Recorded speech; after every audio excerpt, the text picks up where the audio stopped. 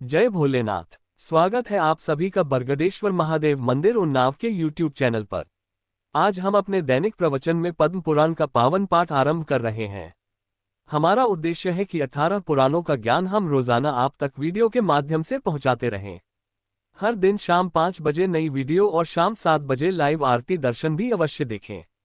चलिए भक्तिपूर्ण यात्रा की ओर बढ़ते हैं। जय भोलेनाथ। ओम श्री परमात्मने नमः। संक्षिप्त पद्म पुराण। भूमिखंड। वशिष्ठ जी के द्वारा सोमशर्मा के पूर्व जन्म संबंधी शुभाशुभ कर्मों का वर्णन तथा उन्हीं के भजन का उपदेश। अध्याय 54। सोमशर्मा ने पूछा, कल्याणी, मैं किस प्रकार वह सर्वज्ञ और गुणवान पुत्र प्राप्त कर सकूंगा? सुमना बोली, स्वामिन, आप महामुनि वशिष्ठ जी के पास जाइए, वे धर्म के ज्ञाता हैं, उन्हीं से न प्रार्थना कीजिए। उनसे आपको धर्मज्ञ एवं धर्मवत्सल पुत्र की प्राप्ति होगी। सूत जी कहते हैं, पत्नी के यो कहने पर द्विजश्रेष्ठ सोमशर्मा सब बातों के जानने वाले तेजस्वी और तपस्वी महात्मा वशिष्ठ जी के पास गए। वे गंगा जी के तट पर स्थित अपने पवित्र आश्रम में विराजमान थे। सोमशर्मा ने बड़ी भक्ति के साथ बारंबार उन्हें दंडवत प्रणाम किया। तब पापरहित महातेजस्वी ब्रह्मपुत्र वशिष्ठ जी उनसे बोले, महामते, इस पवित्र आसन पर सुख से बैठो। ये कहकर उन योगीश्वर ने पूछा, महाभाग, तुम्हारे पुण्यकर्म और अग्निहोत्र आदि कार्य कुशल से हो रहे हैं न? शरीर से तो निरोग रहते हो न? धर्म का पालन तो सदा करते ही होगे। द्विज श्रेष्ठ, बताओ, मैं तुम्हारी कौन सी प्रिय कामना पूर्ण करूं? इस प्रकार संभाषण करके वशिष्ठ जी चुप हो गए। तब सोमशर्मा ने कहा, तात, किस पाप के कारण मुझे दरिद्रता का कष्ट भोगना पड़ता है? मुझे पुत्र का सुख क्यों नहीं मिलता? इस बात का मेरे मन में बड़ा संदेह है। किस पाप से ऐसा हो रहा है, ये बताइए। महामते, मैं महान पाप से मोहित एवं विवेक शून्य हो गया था। अपनी प्यारी पत्नी के समझाने और भेजने से आज आपके पास आया हूँ। वशिष्ठ जी ने कहा, द्विज श्रेष्ठ, मैं तुम्हारे सामने पुत्र के पवित्र लक्षण का वर्णन करता हूँ। जिसका मन पुण्य में आसक्त हो, जो सदा सत्यधर्म के पालन में तत्पर रहता हो और जो बुद्धिमान, ज्ञान संपन्न, तपस्वी, वक्ताओं में श्रेष्ठ, सब कर्मों में कुशल, धीर, वेदाध्ययन परायण, संपूर्ण शास्त्रों का वक्ता, देवता और ब्राह्मणों का पुजारी, समस्त यज्ञों का अनुष्ठान करने वाला, ध्यानी, त्यागी, प्रिय वचन बोलने वाला, भगवान श्री विष्णु के ध्यान में तत्पर, नित्य शांत, जितेंद्रिय, सदा जप करने वाला, पितृभक्तिपरायण, सदा समस्त स्वजनों पर स्नेह रखने वाला, कुल का उद्धारक, विद्वान तथा कुल को संतुष्ट करने वाला हो, ऐसे गुणों से युक्त उत्तम पुरुष ही सुख देने वाला होता है। इसके सिवा दूसरे तरह के पुत्र संबंध जोड़कर केवल शोक और संताप देते हैं। ऐसा पुत्र किस काम का? उसके होने से कोई लाभ नहीं है। महाप्राज्ञ, तुम पूर्वजन्म में शूद्र थे, तुम्हें धर्माधर्म का ज्ञान नहीं था, तुम बड़े लोभी थे, तुम्हारे एक स्त्री और बहुत से पुत्र थे, तुम दूसरों के साथ सदा द्वेष रखते थे, तुमने सत्य का कभी श्रवण नहीं किया था, तीर्थों की यात्रा नहीं की थी। महामते, तुमने एक ही काम किया था, खेती करना। बार बार तुम उसी में लगे रहते थे।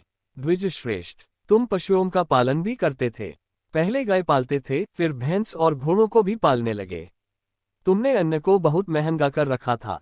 तुम इतने निर्दयी थे कि कभी किसी को किंचित भी दान नहीं किया, देवताओं की पूजा नहीं की, पर्व आने पर ब्राह्मणों को धन नहीं दिया तथा श्राद्धकाल उपस्थित होने पर भी तुमने श्रद्धापूर्वक कुछ नहीं किया।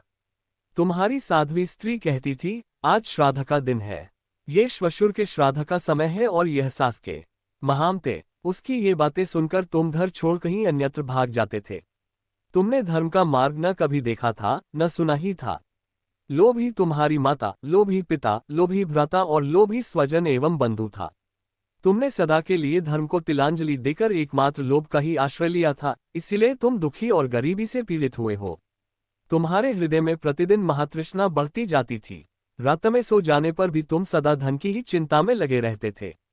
इस प्रकार क्रमशः 1000, लाख, करोड़, अरब, खरब और 10 खरब सोने की मुहरें तुम्हें प्राप्त हो गईं, फिर भी तृष्णा तुम्हारा पिंड नहीं छोड़ती थी। वह सदा बढ़ती ही रहती थी।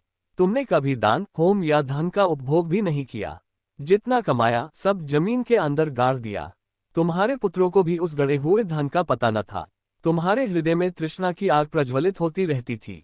उसी के दुख से तुम्हें कभी सुख नहीं मिलता था। तृष्णा की आग से संतप्त होकर तुम हाहाकार मचाते और अचेत रहते थे। विप्रवर, इस प्रकार मोह में पड़े पड़े ही तुम काल के अधीन हो गए। स्त्री और पुत्र पूछते ही रह गए, किंतु तुमने उन्हें न तो उस धन का पता बताया और न उन्हें दिया ही। तुम प्राण त्याग कर यमलोक में चले गए। इस प्रकार मैंने तुम्हारे पूर्व जन्म का सारा वृतांत कह सुनाया। विप्रवर, उसी कर्म के कारण तुम निर्धन और दरिद्र हो। जिसके ऊपर भगवान श्री विष्णु प्रसन्न होते हैं, उसी के घर में सदा सुशील, ज्ञानी और सत्यधर्मपरायण पुत्र होते हैं। संसार में जिसको भक्तिमान श्रेष्ठ पुत्र की प्राप्ति हुई है, वह का कृपा पात्र है। भगवान श्री विष्णु की कृपा के बिना कोई भी स्त्री, पुत्र, उत्तम जन्म तथा उत्तम कुल को और श्री विष्णु के परम धाम को नहीं पा सकता। सोम शर्मा ने पूछा, ज्ञान विज्ञान के पंडित विप्रवर वशिष्ठ जी, यदि ऐसी बात है तो मुझे ब्राह्मण वंश में जन्म कैसे मिला? इसका सारा कारण बतलाइए। वशिष्ठ जी बोले, ब्राह्मण पूर्व जन्म में तुम्हारे द्वारा एक धर्म संबंधी कार्य भी बन गया था, उसे बताता हूँ। उन दिनों एक निष्पाप, सदाचारी, अच्छे विद्वान, विष्णु भक्त और धर्मात्मा ब्राह्मण थे, जो तीर्थ यात्रा के व्याज से समूची पृथ्वी पर अकेले विचरण किया करते थे। एक दिन वे महामुनि घूमते घामते तुम्हारे घर पर आए। द्विज श्रेष्ठ, उस समय उन्होंने अपने ठहरने के लिए तुमसे कोई स्थान मांगा। तुम बड़ी प्रसन्नता के साथ बोले, विद्वन, आहा, आज मैं धन्य हो गया। आज मैंने पावन तीर्थ की यात्रा कर ली तथा इस समय मुझे आपके दर्शन से तीर्थ सेवन का फल प्राप्त हो गया।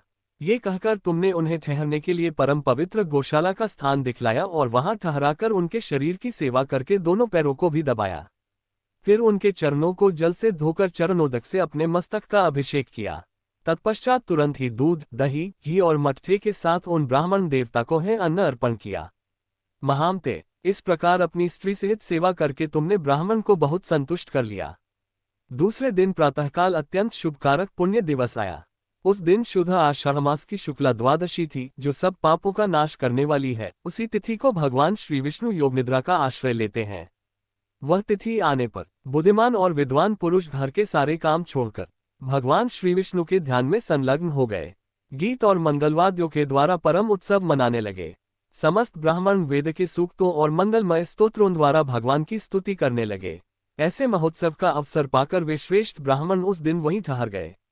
उन्होंने एकादशी का व्रत किया और उसका महात्म्य भी पढ़कर सुनाया।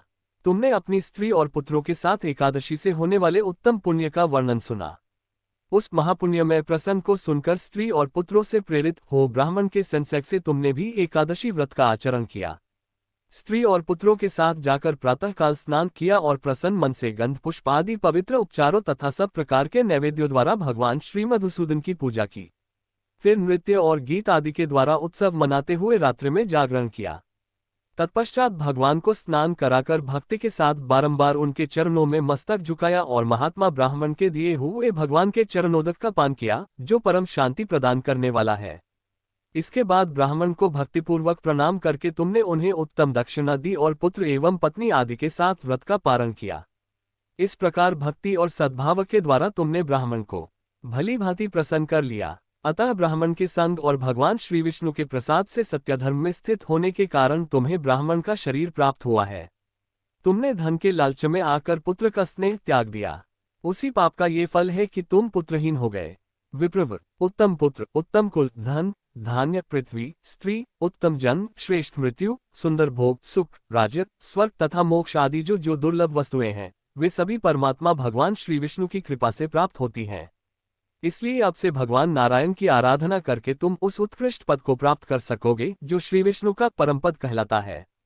महाभाग, ये जानकर तुम श्रीनारायण के भजन में लग जाओ। सूत जी कहते हैं, वशिष्ठ जी के द्वारा इस प्रकार समझाए जाने पर वे महानुभाव ब्राह्मण हर्ष में भर गए और भक्तिपूर्वक महर्षि वशिष्ठ के चरणों में प्रणाम करके उनकी आज्ञा ले अपने घर को पधारे।